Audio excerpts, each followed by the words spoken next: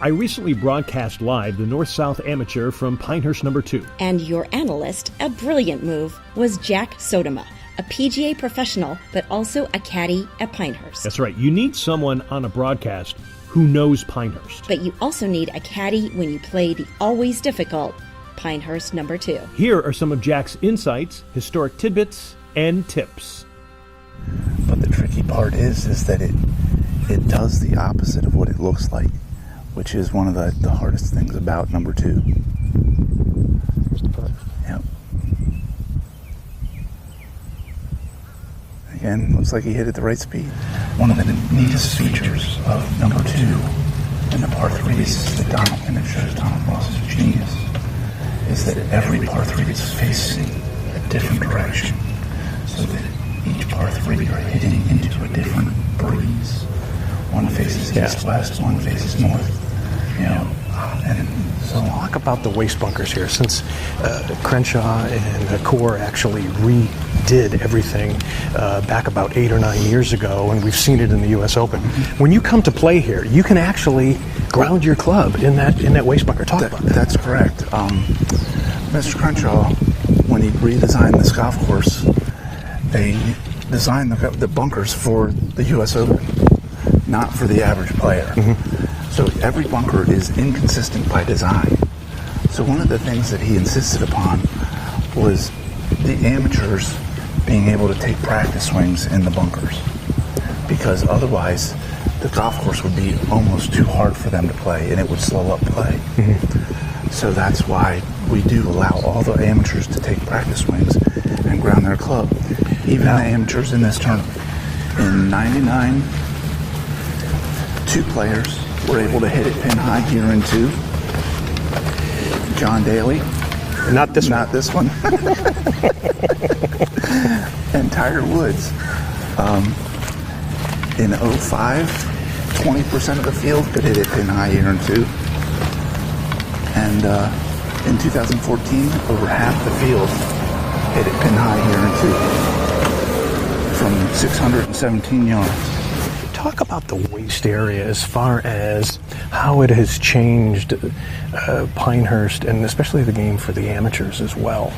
Well, I think that the neat thing about the waste area is that you truly have a 50-50 chance. If you get in the waste, you could have absolutely no shot. Yeah. And truth is that if you're behind a plant and can get a club on it, then you have a shot. But if you get in front of a plant, that's when you're really out of luck. Yeah. Or you're in a plant. Well, in a plant, actually, the plants are actually pliable to the point where you can hit a shot through a plant. But if you're in front of a plant and can't get your club to the ball, that's when you're really in trouble. And it looks like he's in a little bit of a tangle here. What he hits the shot is the plant will grab the shaft and close the club face. Yeah. And therefore you won't be able to get the ball up in the air. 11th hole. This is another great iconic hole that says Pinehurst No. 2. Talk about it briefly. Well, number 11 is a par 4, little dog-leg right. This is one of the holes that the old caddies talk about as that when Ben Hogan won his first PGA Tour event, it was at Pinehurst in the North-South Open. Yeah. The North-South Open, which is the professional event. Yes, exactly. And one of the neat things is that they say that Hogan birdied this hole every time he played it that week. Wow. Which is, you figure if he played practice rounds and a tournament, they say he birdied it something that's like 7 times in a row here. And that's, I don't think I've ever parred a hole 7 times in a row. And you're a PGA professional as well. And I'm a fairly good golfer. Well, talk about the drive here, because this is a little bit of a blind shot the way Donald Ross set this up. You really don't see the landing area from the tee box, right? No, you don't. And the landing area looks very narrow. And it's one of the things that we, as caddies here, do is that we're trying to get the players to hit shots where they'll be safe. And players aren't used to that. They want to hit pins, they want to hit shots. And you're trying to convince them to hit shots. And, you know, the people that listen, they do great here, they enjoy themselves. But again, some of the people come here and they're here to get their teeth kicked in. Yeah. And that's what happens. Yeah, and sometimes that's the joy of playing golf at Pinehurst No. 2. If you got the crap kicked out of you on Pinehurst No. 2, you're still a man. Yeah, that's right. Well, I mean, it's, you know, we get single-digit handicaps that come here and shoot 90. Yeah. Because that's how this golf course is. That's exactly it. On a golf course like this, you need to make your 8, 10 footers. If you don't make them, then you're not going to do well here. So, as a golf pro and a caddy, your advice would be, if you want to improve your game, go out and practice your chipping and putting for an hour a day. Yep. Well, the way that I look at practice is the thing that you do the most is putt. Absolutely. So shouldn't you spend the most time practicing that?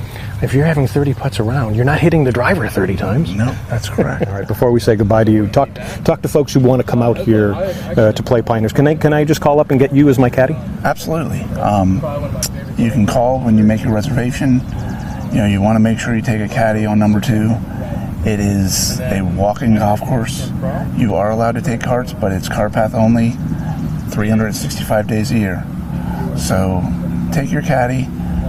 Cart can't read the putt for you, and neither can your GPS. All right. Enjoy yourselves and just ask for Big Jack or Soda Pop. And Okay, explain the Soda Pop, because your name is Jack Sodoma. my name is Jack Sodoma. I've been getting called Soda Pop since I was 10 years old. When I came here, guys started calling me Soda Pop, and it just kind of sticks. Everybody remembers Soda Pop. Well, he's Soda Pop, and then the other thing to remember too is that if we turned his hat up like this, he would be the putter boy, or the Pinehurst putter boy, wouldn't it? Don't you look like the Pinehurst putter boy? I think it looks like I ate the Pinehurst putter boy. Jack Sodoma. Jack, thank you so much. We appreciate you. This was really great. Thank you very much. Great having you here. And again, make sure to check out, if you come out here to play Pinehurst No. 2, ask for Jack Sodoma, Jack Soda Pop.